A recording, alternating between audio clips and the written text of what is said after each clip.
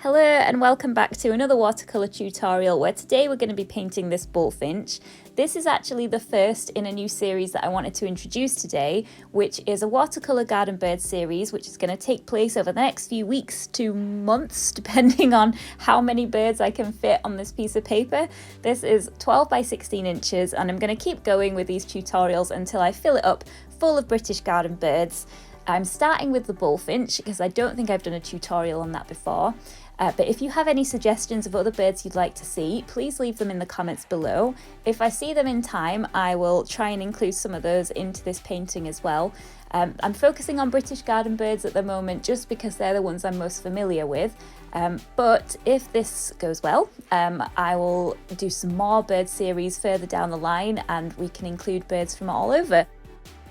So moving on to the actual tutorial, this is the reference photo I'll be using today of the Bullfinch, and here is the equipment. I'll list the details in the description box below, but I am working on Bockingford paper. It's on a gummed block, so that will hold it down. I won't need masking tape to hold that down as well. The brushes I'm using for this are my size 12 round, my size 6 round and my number 3 rigger.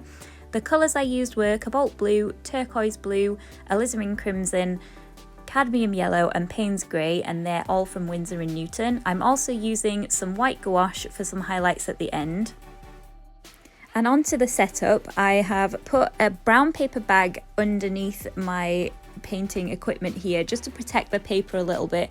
It was the only thing I had to hand that was large enough to do the job, but just anything underneath there to stop that wet towel sitting on top of the paper will do. I've got 2 containers here for water, one for cleaning my brushes and the other to add clean water to the page. I'm going to be mixing in the palette there, so hopefully you'll be able to see the colours being mixed, and I'm taking some turquoise blue from my plate to the right, so if you see me reaching over there, that's the colour that I'll be going for.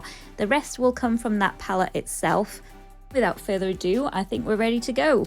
So what I'm going to begin with first is just to use my eraser to get rid of some of the hard pencil lines on the edge of the Bullfinch. I've put them in here just so you could see what it looked like, but I want to knock that back a little bit so that the watercolour can sit on top of a nice clean page rather than trying to go over these harsh pencil lines. And while I do that, I thought I'd mention one of the things I'd change if I were to do this again, and that is the shape of the beak there. I sketched it in a little bit too close to the eye. It should be a bit further out to the right, and I didn't notice this until the end of the painting. So I did amend it at the end, but if you are attempting this, then that might be something you could avoid right from the beginning. If you just sketch it so it's a little bit further to the right. I just don't think I paid enough attention to the reference picture.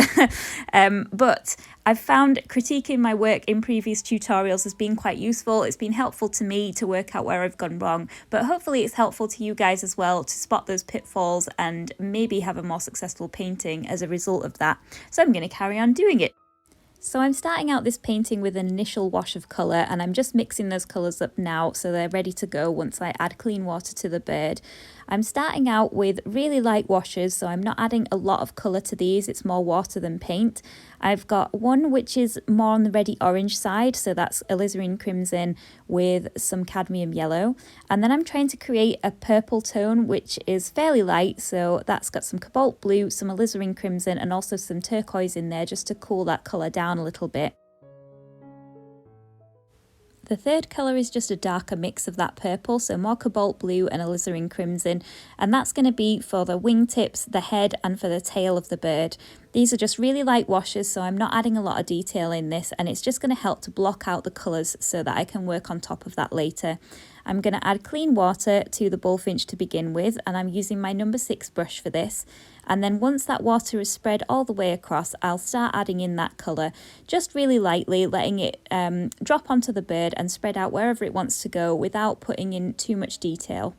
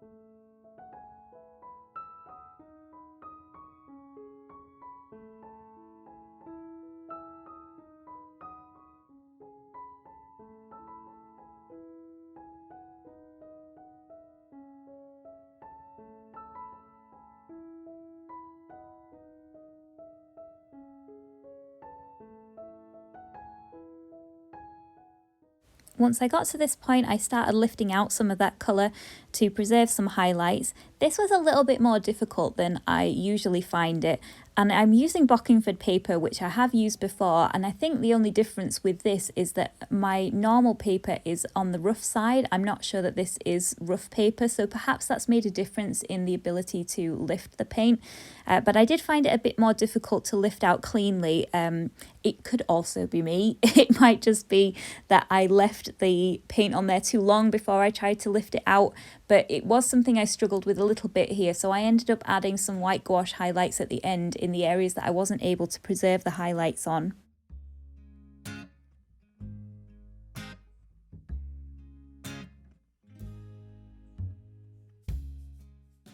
I'm adding a little bit more crimson to that mixture to add in some darker areas along the front of the bird. This is all going to blend in quite a lot because it's working wet in wet, so you're not going to be able to see this as dark as it's showing up now once it's dried, but it's just adding a bit of variation. So we're starting off with a nice interesting base, and then we can add the detail on top of that. You want to leave that to dry completely before you move on to the next part. Here I'm working on the front of the bird, so I've split it up into sections so that it's a bit easier to manage, and I'm mixing up the colours to begin with so that they're ready to go when I want to work wet in wet. I'm mixing up red and yellow, the Alizarin Crimson and Cadmium Yellow for this, with a touch of blue just to tone it down at any time I feel like it's too bright. The first colour is more on the red side, the second colour is more on the yellow side, and then I'm also going to create a light purple wash with primarily Alizarin Crimson and Cobalt Blue for some shadow details along the tail there, which is primarily white. Another problem I ran into here was making these colours a little bit too light. Because I use my phone to record these tutorials, I can't use it for looking at the reference photo, so I use a different screen which is quite pale in comparison. I know I'm blaming the equipment, but there is a reason. The screen that I use is really quite pale, so when I'm colour matching, I am matching to that version of it. I did end up having to go over this in the end and just brighten up those colours because it just looked too washed out. So if you are attempting to do this, you might want to make these colours a little bit darker and a little bit brighter so they stand out a bit more at the end. But I will go over this again towards the end anyway, so you'll see how that changes. But what I'm doing now is I'm adding clean water to the front of the bird and allowing that to soak in a little bit. I'm trying not to press too hard because I don't want to lift up the colour that we added previously. And then I'm going to drop in those colours in random places across the front of the bird and let them spread out.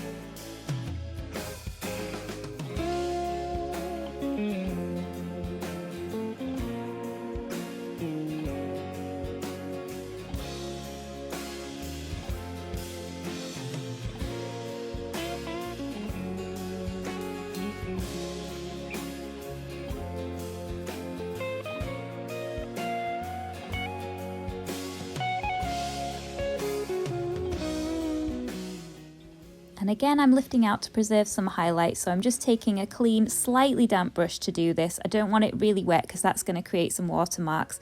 And I'm trying to lift out the paint and then just wiping that brush afterwards so it doesn't add the paint back onto the picture. So moving on, I'm working on the tail feathers and the wingtips, and I want to create a really dark colour for this, so I'm using Cobalt Blue, some turquoise and some Alizarin Crimson to mix up a really dark purpley blue mixture which can sit on top of the colour we already added. I'm going to work wet in wet, so I've made sure that the front is dry, the front of the bird is dry before I start this because I don't want it all to bleed together. And then I'm going to darken some areas with Payne's Grey as we work along, but I'm just dropping this in wet and letting the watercolour do its thing, run wherever it wants to go, so it's a little bit loose. It's got a little bit of a looser feel to it.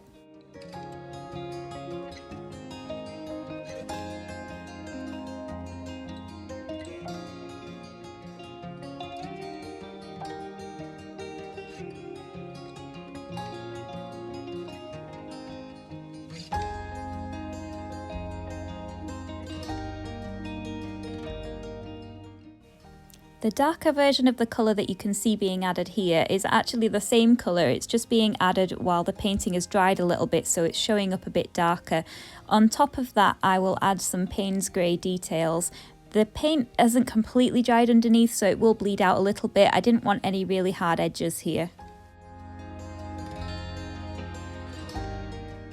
That's it for the tail for now, so I'm keeping that really simple, and I'm going to move on instead to mixing up some colour for the wing. I'm going to keep that darker colour that we mixed previously for some of the really dark areas, but I'm trying to mix a pale purple, it's got crimson and blue in there, and a little bit of cadmium yellow as well for a lighter wash, just to act as the base for this, and then I'm going to put the darker colour on top of that on the wings here.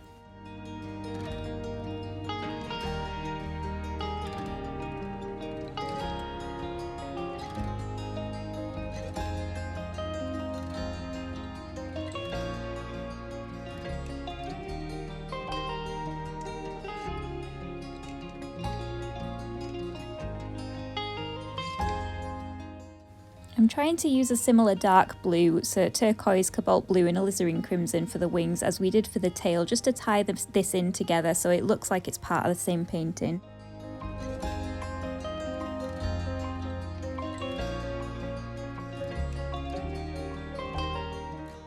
I'm making that mix darker still with some cobalt blue, a touch of alizarin crimson and a little bit of Payne's grey in there as well, and then I'm going to add that thicker mixture on top to add a couple of details into the wings.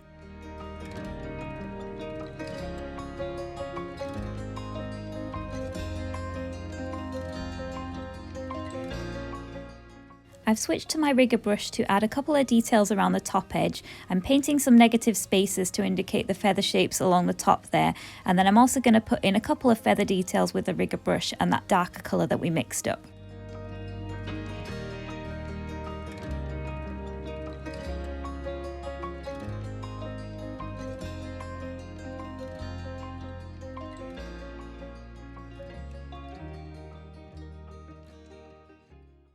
After lifting out a few highlights, I've added some more Payne's grey into that dark blue mix to create some even darker shadow tones, and I'm using the rigger brush to put those on now.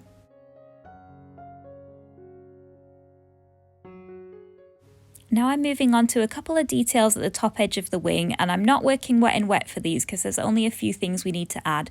I'm mixing crimson, cobalt blue and some cadmium yellow for this greeny brown mixture, which is a really light wash, and that's just going to glaze over the top of the white feathers underneath. These are really light feathers, but I don't want them to be completely white, otherwise they're going to look out of place, so that's just knocking that colour back a little bit. And then I'm going to take that darker purpley blue tone that we had from before and just put in a couple of details there for the area along the top edge of the wing.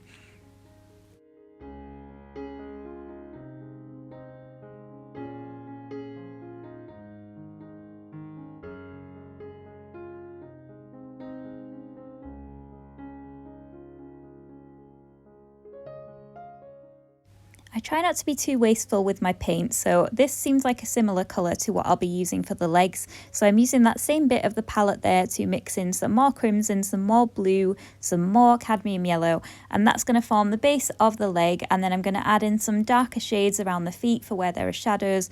These are really tiny, so I don't want to add too much detail here because it's going to look too cluttered. I'm using the rigger brush to apply the paint. I'm not working wet in wet because it's a really small area, but just having a watery consistency of paint should give you a nice look to the feet here.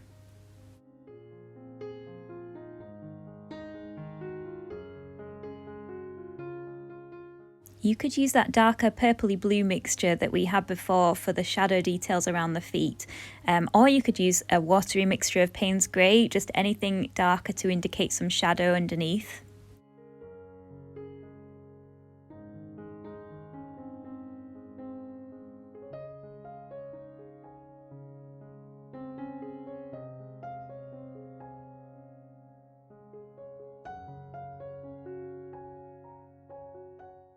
So now onto the problem area of the beak.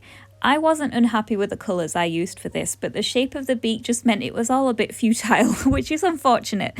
But the colours, I would use them in the same way. If I were to do this again, I'd just have drawn the beak slightly differently. So I started out with a light blue wash, which was Cobalt Blue and Turquoise. I created a shadow tone out of Alizarin Crimson and Cobalt Blue for the underneath of the beak, and then I used more Payne's Grey and just darker purple shadows for the really dark areas of the beak. All in all, the actual colour of the beak was not a problem. I was quite happy with that, but the shape was the issue, so you'll see as I adjust that a bit later on in the painting.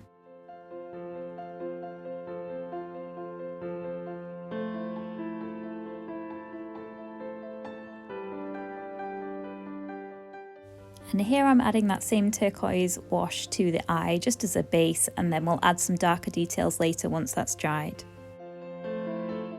Here I'm adding a few of those darker shadow tones to the underneath of the beak and to the line across the centre there.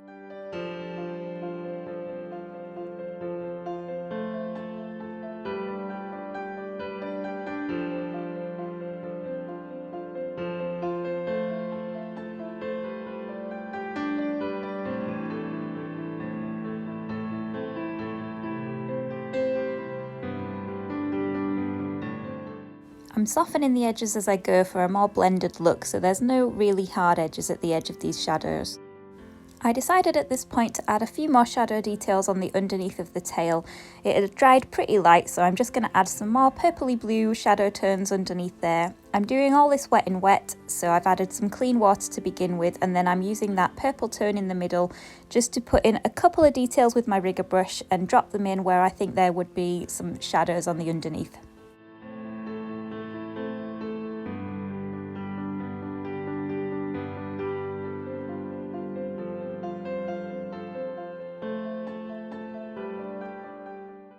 I'm also adding some Payne's Grey to the feet just to darken some of those shadows, and as your painting dries you might notice some of the watercolours getting a little bit lighter, so it's good to keep checking back and see if you need to darken any areas or make them more vibrant as you go along. I obviously failed to take my own advice here and missed making the front of the bird a bit more colourful, but I do amend that at the end, so I will fix it eventually. Moving on to the head, the Bullfinch has a lovely shiny black cap, so I'm working on that now. I'm going to work wet in wet so everything blends out nicely and we don't have hard edges. So I'm mixing up some darker colours. There's some Cobalt Blue and Crimson in there. There's probably a touch of turquoise in there as well. And for the really dark areas, I'm adding in some Payne's Grey. I'm trying to make the darkest areas sit close to the eye and the beak, and the lightest area is going to be on the top of the cap.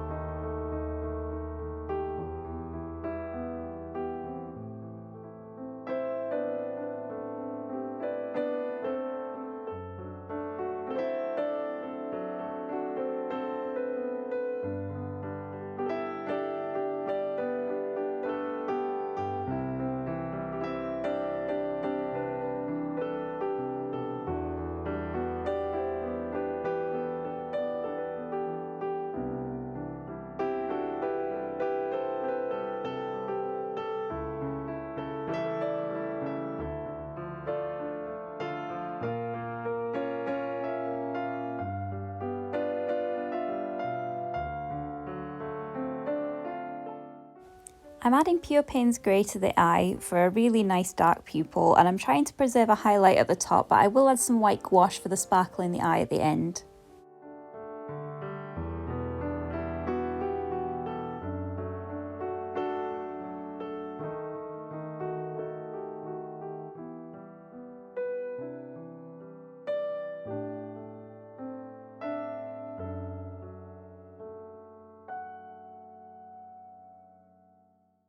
The darker colour on the head dried quite light, so I went over this again with another layer. If you get this dark enough the first time round, you won't need to do this step, but I'm re-wetting the head so it blends out nice wet in wet, and then I'm going to add some pure Payne's grey along the bottom edge and allow that to spread upwards to diffuse nicely and hopefully give us a nice graded look to the colour.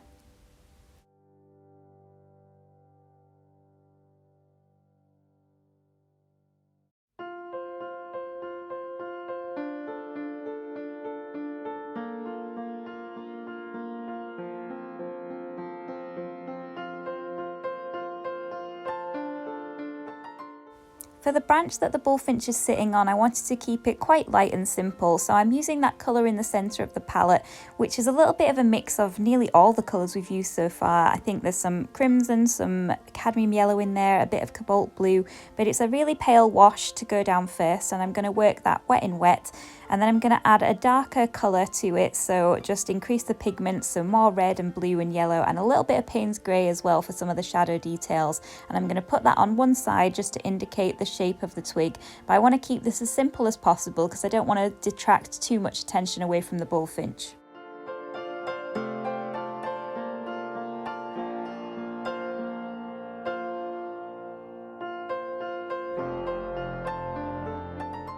Okay, so it was here I felt like the beak was just way too close to the eye. I think some of the colours have got a little bit smudged working on a small scale and the shape of it just didn't feel quite right. And this bullfinch looks so grumpy here. So I decided to amend it. I've decided to keep this in so you can see how I attempted to fix it, because watercolour doesn't always go to plan. It's not always perfect. So I thought it would be useful to keep this in rather than just doing it again. What I'm doing here is I'm trying to change the shape of the beak. So I'm using my rigger brush. I've drawn another outline around the edge of the beak there. And now I'm trying to blend all the colours on the inside to get rid of some of the detail that we added. It's going to be difficult to preserve all of the highlights, but I'm trying to lift out some colour so that I can start again from scratch. And I'm redefining the edge of the beak. I'm going to put in some darker Payne's grey between the eye and the beak to indicate the rest of the feathers on the head and to try and get the position right. And then I'm just going to do my best to try and draw this in with paint a little bit more accurately than it was before, but it is a bit of trial and error. Watercolour is difficult to undo when you make some mistakes, so I will let you watch how that goes and how I attempt to resolve the problem here.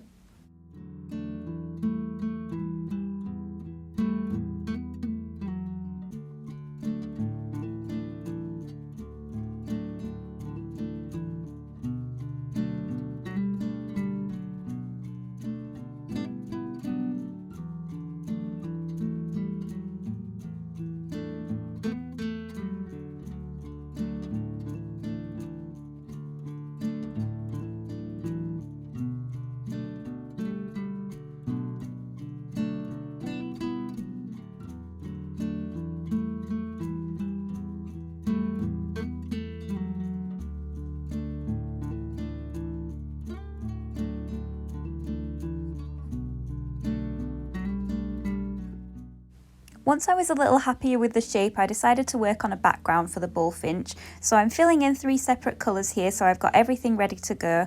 There's going to be one more on the green side, which will primarily be that cadmium yellow and cobalt blue. And then I'm going to create 2 shades of brown, one more on the orangey side and one a darker brown with more blue. So you can see those being mixed up here.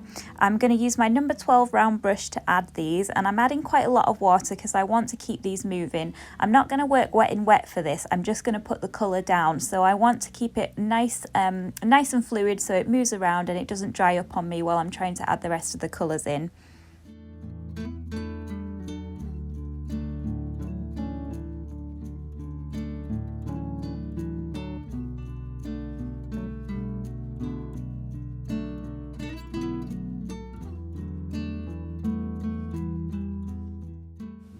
So the main plan here was to add some of the darker colours next to the lightest areas of the bullfinch and some of the lighter background colours next to the darkest areas of the bullfinch, just to keep that contrast so the bullfinch stands out. I'm also trying to work my way around the edges fairly carefully because I don't want to create too much overlap here. And it's good if you can keep these colours to the same consistency. You want to keep the paint moving, and if it's the same consistency, they should blend together quite nicely without creating unusual watermarks. I was pretty happy with how the background turned out. I don't know if the paper is maybe helpful for this as well, but this worked really well. I was able to lift out some highlights to preserve some twig shapes in the background too. So I was quite happy with how this turned out overall.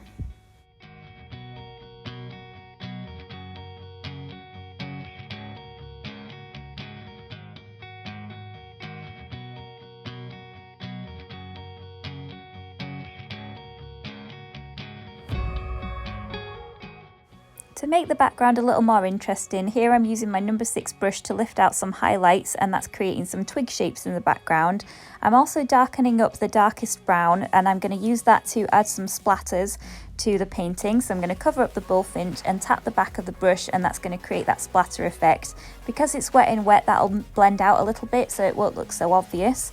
And I'm also going to use that dark colour just to re-outline the edge of the bullfinch there and make that colour pop on the front of the bullfinch. This is where it kind of overlaps a little bit, but it's trying to define the shape and just create a bit more contrast between the background and the bird.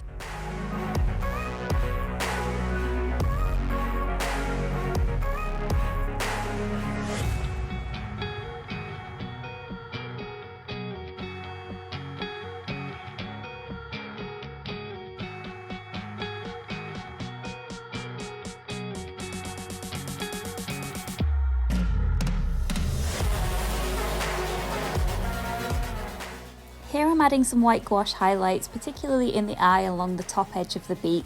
I'm also going to add that onto some of the white feathers, which lost some of their sparkle due to me not being able to lift out as much colour as I would have liked from the previous washes. Usually you'd add your white gouache highlights at the end. I do go over some of these areas later to make them a bit brighter, so if you want to wait until your painting's completely finished, that's fine. But I did think I was finished at this point, that's why I'm putting the highlights in.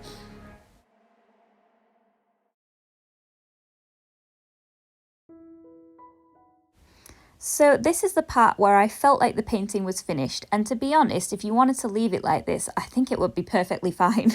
One of the benefits of recording this is that you get to see your painting at different stages, and I actually don't think this is too bad. I know I did change it at the end, but this worked out okay. It is on the pale side, but I think it works.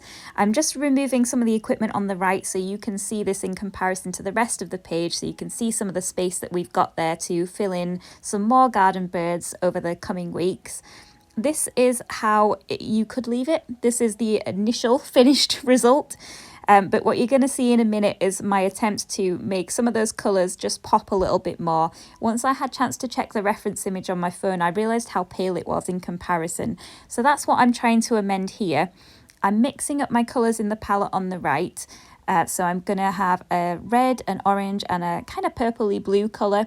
And then I'm going to work wet in wet and just drop those colours onto the bullfinch and just try and make those colours pop a little bit more so that it is a little bit more similar to the initial reference picture.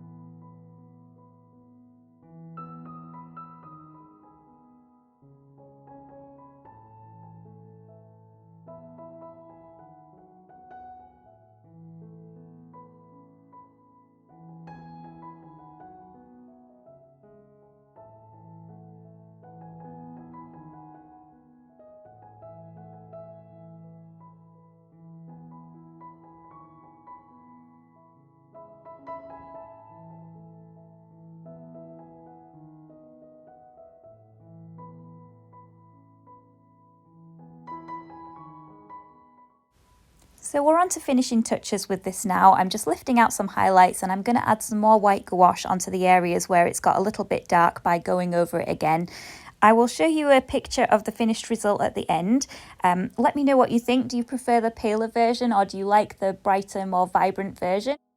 If you've made it to the end of this tutorial, thank you so much for watching it all the way through. It's really appreciated. I will be back again with some more garden bird tutorials. If you've got any suggestion of British garden birds you'd like to see painted as part of this series, leave them in the comments below. I do paint a little bit in advance, so if I miss them, I apologise, but if I see them in time, I'll try and include them in future tutorials. Here is the finished result, which is the brighter version. I'm pretty pleased with how this turned out. I hope you enjoyed this as well. I'll be back again next Wednesday with another tutorial, so I'll see you all again then.